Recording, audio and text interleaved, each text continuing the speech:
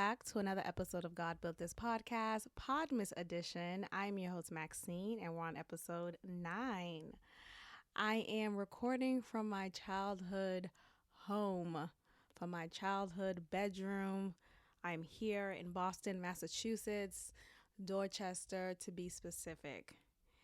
And let's talk about the plane ride. Let's talk about the plane ride. I mean, I don't really have any complaints. But I was watching this show called Julia on the plane.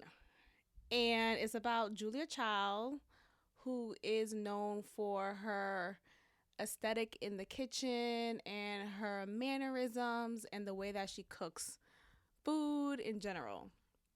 So I didn't know she was a man. Now, maybe was it like, I don't know if this was news to me. And it's definitely not said in the media, but the portrayal of her in this show, she looks like a man. Like she probably was a transgender. I'm probably reaching, but the way that she looks, y'all, like she's super buff and like the appearance that she has just looks very awkward. You know how Wendy Williams looks like,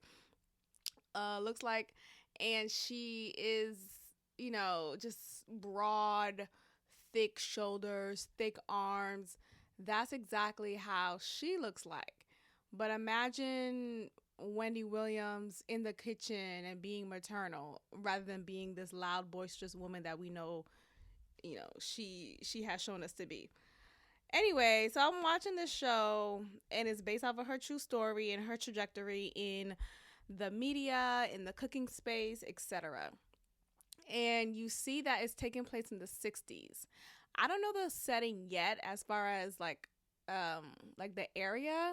I'm assuming New York, but I could be wrong.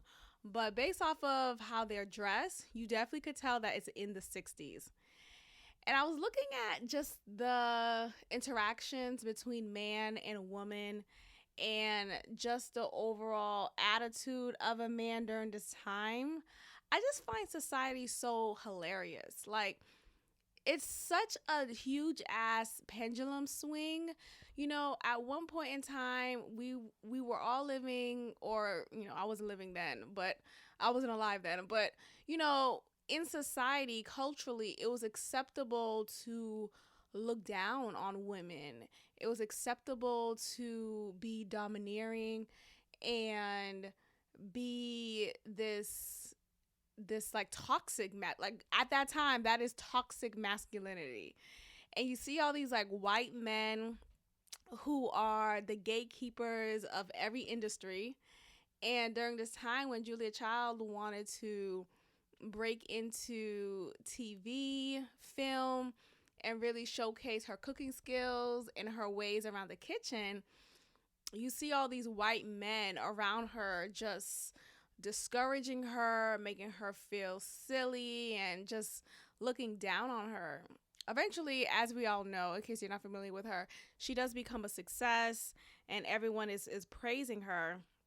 But you just look at the aesthetic of how life was like and just a relationship between man and woman, and compare it to women today and how, oh yeah, okay, so I'm just looking her up. She was 6'2", y'all. Now I'm being facetious. She wasn't a man. I'm just saying the way that she looks in the portrayal of her in this show makes her look like a man. Like I thought, like, okay, is this a secret that we just didn't talk about? Yeah, but she's 6'2". So imagine this 6'2" woman who has this childlike voice, who is very well versed in the kitchen. It just looks like an oxymoron. Anyway, so yeah, I was just observing the interactions between men and women and how much of a difference it is today. Like how like we don't even know what a woman is anymore. You know, like how we don't even like recognize a natural woman to be such as such. And now we're just letting anyone and anyone anyone and anyone to be a woman. in comparison to how it was back then. I'm not saying we got to go back to how it was necessarily, like through and through back in the 60s. I just think it's like how we go from one extreme to the next. Like, can we ever be just in the middle?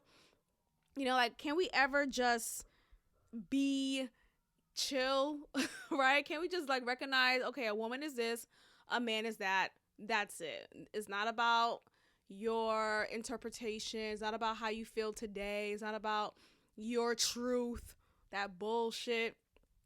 It's what it is. And I just find it to be hilarious how we live in a society of extremes. So back then the extreme was being completely dominant, abusive, and holding women in a corner, not allowing them to have space to show their voice, be leaders, have leadership roles, to be gatekeepers themselves if they wanted to be. A woman's role was solely in the kitchen. And though Julia Childs, she had this gift in the kitchen, and Julia Child, not Childs. I always thought it was an S at the end, but no, it's no S. Even though she has a gift in the kitchen, and like, I don't think her role in the kitchen was like, I don't think she looked at it as subservient. I felt like she really enjoyed being in the kitchen, and it brought her joy. But to see like some women in the workforce, according to how it's shown in this show, you see how many of them are just like secretaries and, at the front, and not any of them have gatekeeping positions, have leadership positions. So I just thought it was so interesting. And now we live in a day and time when women are quote unquote boss babes and boss bitches, whatever they want to say. And that's good to see, of course, but we come to such a point where women are now becoming men, and then men are now becoming women. And it's like, okay, if you just want to be called a woman, you have to really explain why that is, rather than just showing up as such, right? Like, someone like me who is a natural born, I shouldn't have to say natural born woman. I shouldn't have to say biologically woman. I shouldn't have to say female. Bitch, I am, right? But for someone like me who is, right, I don't have to take hormones. I don't have to get surgery. I don't have to do anything extra. I am. Someone like me, I would still have to walk into a space and declare my pronouns. Now, I haven't been approached about any of that, thankfully, because at that point, I probably would just like flip the table. But thankfully, I feel like God knows what he's doing, because some of these like woke shit, I'm just reacting to. But I haven't necessarily directly experienced it in specifics to me. So, but anyway, yeah, no. But someone like me, there are some spaces in which they're begging you or declaring for you to state your pronouns, or hey, can you just make that clear, or yada yada. Or I do have moments when I do have to quote unquote state my pronouns, because when I was applying to jobs, there were a lot of applications that asked for that, and I couldn't avoid the question. It was an asterisk question, meaning I had to respond to it. So in those circumstances, yes, I did that. But as far as directly in person, Maxine, please tell me the pronoun you would like to be, stuff like that, no, I haven't experienced that.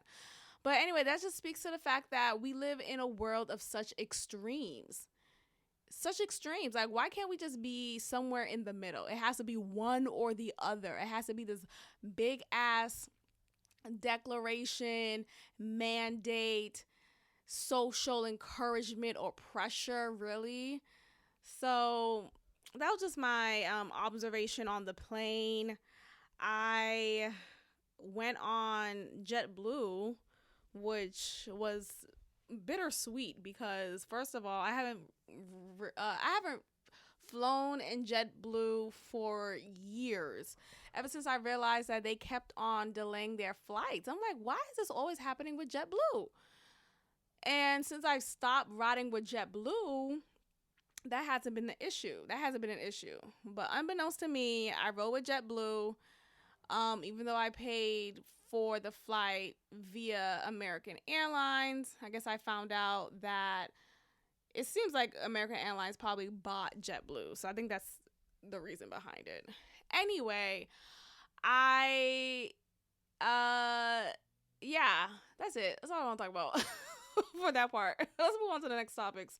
So, what is on the agenda for today? Let's talk about Harry and Meghan real quick and how people are just soaking up the love story between them. Now, real quick, you guys, I do want to give a disclaimer. I don't have my mic stand. I didn't pack that with me. I just didn't feel the need to. But in case you hear movement, that's because I'm holding the mic. Yeah, like holding the mic. So please excuse that if that is an inconvenience.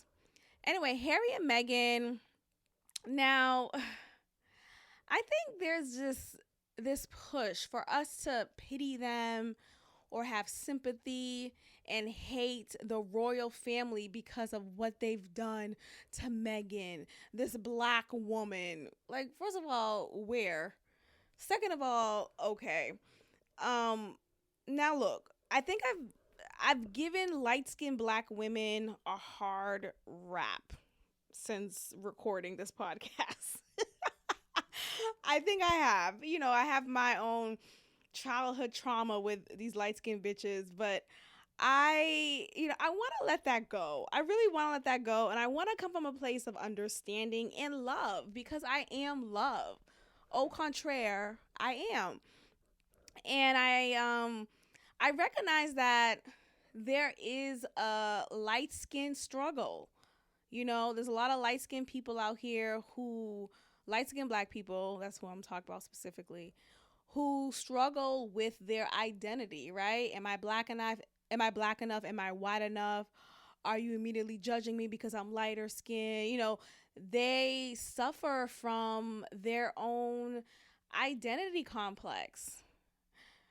I don't care. I don't care. I don't pity the white man. I don't pity the struggle that is specific and nuanced to the white man. Sure, it's real. I recognize that it's real, but I'm not going to cry for you. I really don't give a fuck because you align more with the aesthetic that is physically appealing and just attractive overall. And yes, I am biased. Yes, I am biased because for so long, these light-skinned whores. No, but you know what I mean? I feel like a lot of these light-skinned. Anyway, let me stop. I'm sound like a hate speech right now, but let me just stop. Anyway, Meghan is black. I get it. She has a black mother. She is black. And I know you don't want to say half black because, you know, back in the day, if you had 3/4 of black, whatever the fuck it was, 1/4, a quarter of black, then you're black. It's like, but she's definitely white passing. Like, let's talk about that. Anyway, there was a tweet that I came across of just the lack of need for having that conversation. The conversation of like, oh, you're a black woman, the black woman struggle, stuff like that, or just a black struggle, I guess. So Meghan didn't have that conversation with her mom, or her mom didn't have that conversation with her as she was growing up because Meghan was not the typical black girl. She was and is white passing. Now, when she was younger, her natural hair was her hair. And so you see curly, thick hair, but now we don't see that hair. We see her hair press, and she looks even more white passing, or just not instantly black. You may think, oh, she got something in her, but you don't instantly see a black woman, whatever the case is. Now, the conversation around it is, well, because she didn't have the same sensitivity training that many black women who are of darker hue had, there is just a difference in just experiences, right? Like she may feel like this level of privilege or this level of protection because she didn't have to have that conversation with her mom. So, sure, I think there's a lot of light-skinned black women who are as white passing as Meghan Markle is, and so it looks easier to just avoid having that conversation. What I find annoying about Harry and Meghan is that they're wanting attention while complaining about the attention that they get. And I just don't understand, like, which one is it? You know, you have just this lack of authenticity and this lack of just shutting the fuck, like, just stop. Like, stop complaining about this hard life that you're living and you're a royal, you know? Stop complaining about how difficult it is to be just a mother and a wife and in the public eye when you knew who you were marrying. Like, this is not a surprise. There's a quote of her saying that she was surprised that the queen expected Meghan to bow down to her. She really thought it was a joke. She didn't really expect for it to be an actual thing.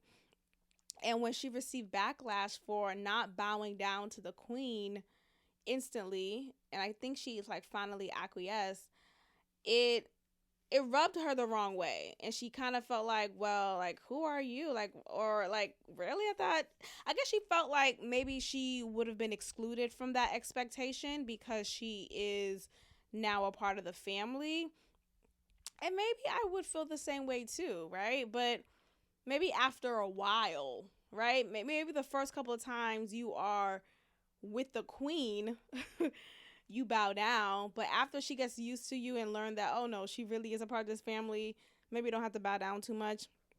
Nonetheless, England is so over Meghan and Harry, and I think they're going to be permanently banned from England. So, according to this article, you see here that there is this lack of sympathy that they have for her and him. And I think, you know, before Prince Harry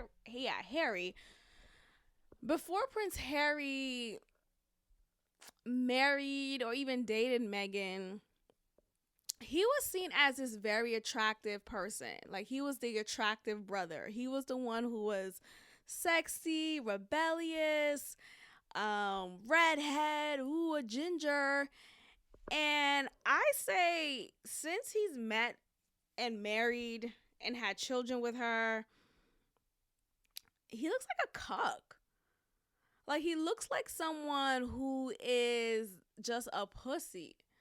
You know, the type of man who let women control their every move. The type of man who is voiceless, who's probably abused in the relationship. Like, I don't know. These are my thoughts and my thoughts alone. But I feel like there is this lack of masculinity that he holds now. And this wasn't the aesthetic that he had prior to her. I don't see them lasting. I really don't. I know they have 2 kids together. I know that this was a big ass leap of faith for him to marry someone totally outside of the box.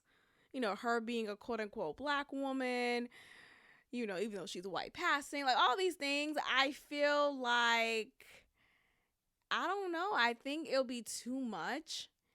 And I think it won't last. I feel like something will finally break the straw off the camel's back. No, was it break the camel's back with what if the last straw? There will be a last straw for their relationship. I give it a couple of years, but I don't really see it lasting. So, God bless. Let's talk about these cows. So, there was a cow on the loose for a couple of months. No one could find it. It was a fugitive cow, and it literally was on its own for months. And what I find hilarious about it is just the title of this article alone. It says fugitive cow. Like the cow committed a crime, or the cow, is running from the law and is trying to find his way home or find another way of living, just a fugitive. So I first want to talk about why or how a cow got loose. Like, how the heck did a cow get lost? So, a Long Island cow who had managed to evade capture for 4 months has finally been corralled. Vienna is a 750-pound sweetie, escaped from a farm in Maynardville back in August and functionally disappeared.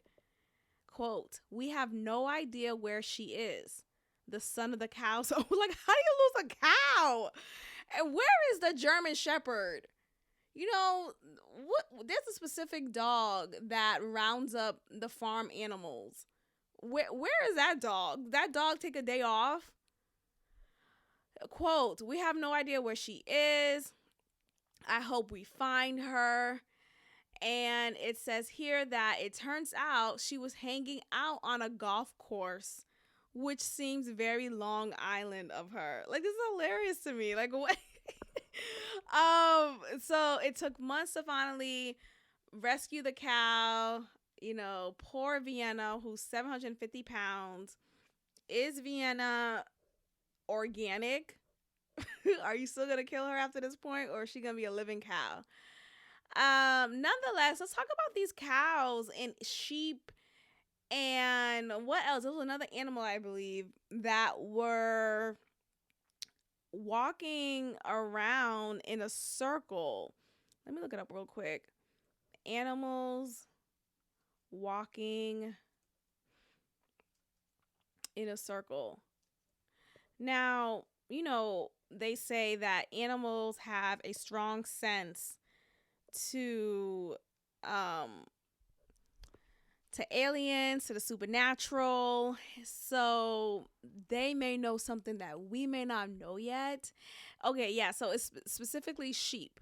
So there was sheep literally walking in a circle for 10 days in a row. So strange behavior in animals have been astonishing people since initially the case of a flock of sheep that had been walking in circles for 10 days in a row was revealed. Now, this species was found to just be acting strange for a while. Not sure why. There's an update to this case now. So the mystery of sheep walking in circle in China for 12 days potentially solved. So a flock of sheep in China. Okay, see, there we go. See, the previous articles that I read did not say China.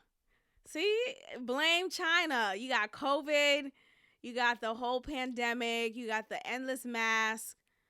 Well, it stopped, but it's kind of, I don't know, people are trying to pick it back up. And now you got the flock of sheep walking around in a circle for 12 days straight. It's a phenomenon. I blame China. I blame North Korea. So this is specifically happening in North China, in Inner Mongolia. But not all of the animals in the pen can be seen engaging in the behavior. Now, in these movies, these scary movies, there's always a sheep there. There is always a sheep in these scary ass movies. Like these scary movies that take place in the countryside, at a farm, somewhere way off in the yonder. And you see the sheep, just like, sheep don't smile. Like, I've never seen I don't see, do they have teeth? Like, at this point, why don't they smile? And so you see the sheep staring at you, just like staring at you caught, like dead face, nothing. Like, you know how someone just staring at you? No smile, nothing, eyes bugged out. That's what a sheep looks like. And I don't know. It might be demonic to me. I feel like, at the very least, let's blame Ye. But it looks like the sheep are in the pen for long periods, and this might lead to stereotypic behavior with the repeated circling due to frustration about being in the pen and limited. Oh, okay. So they're explaining that because sheep are typically in the pen for long periods of time, once they are out of the pen, they continue the same movements as they were doing if they were in the pen or when they're in the pen. Which is still weird. Then the other sheep join in because monkey see, monkey do. The sheep had been displaying the behavior since November 4th. The Chinese news reported. I don't know. I guess they didn't really explain. But either way, I think there's a conspiracy happening here. I think the aliens have arrived and we just can't see them yet. But the sheep can. The sheep can. And probably the homeless people could see it too. I was getting gas a couple of days ago. And I really don't like to get gas early in the morning because living in the downtown area of Houston, it's the homeless center, okay? Specifically where the gas station is. Like, once you see someone standing by with a squeegee, the ones that you wash the front of the car with, or the back of the car, the windshield, all of that. I'm like, oh fuck, here we go, right? And then someone immediately walking towards you with their cart, their HEB cart. Like, what's going on? So anyway, my head's on a swivel. One guy comes up to me. Clearly something, he was under the influence. And he's like, I'm sorry, man, Miss, can you have any change? Can I get some change? I said, no, I don't have any. I'm sorry. Well, can I at least get a smile? I looked at him dead in the face like a sheep. Like the sheep. Okay, like the lamb, whatever. And I'm like, nigga, what the fuck? And he's like, oh, it's too early for that shit, right? It's too early for that shit, right? He's not giving no damn smile. Like, he's speaking as if he's me. And he's giving the explanation as to why I'm not giving him a smile. But in those moments, right, you have to play with these niggas, right? Like, you have to present yourself to be calm and collected. Because if you demonstrate any anxiety or discomfort, they have a one-up on you. But at the end of the day, you also have to like kind of stand your ground. Like, no, nigga, I'm not gonna engage in a conversation. I'm not gonna smile. Then you're gonna be like, well, how where you from, miss? What's your name? You so pretty. We're not doing this. So then he finally leaves. And I gotta fill my tank up because at this point it was completely on E. I'm like, oh, fuck, I gotta stop doing this. Mind you, I don't really do that. I typically get my car gassed up not in the morning. I get it gassed up right after work, but anyway, I didn't do it at that time. So I had to go before work and it was early in the morning. So after that homeless guy was done talking to me, another homeless guy came around the cut with his cart, with his shopping cart, and was like, oh, that's a Nissan SL54. That's a good engine. That's a good engine. I'm like, oh my God. I'm just looking at the fucking timer. Like, okay, it's at 45. I typically put $45 in my tank. So as soon as I hit 45, I'm like, yeah. So I just sped the fuck out. I sped out. Like, nigga, leave me alone. Why do you know anything about cars? Damn, leave me alone, Apollo. All right, you guys, I'm going to go ahead and end the episode here. Thank you so much for listening, and I will check in with you all next time. Peace.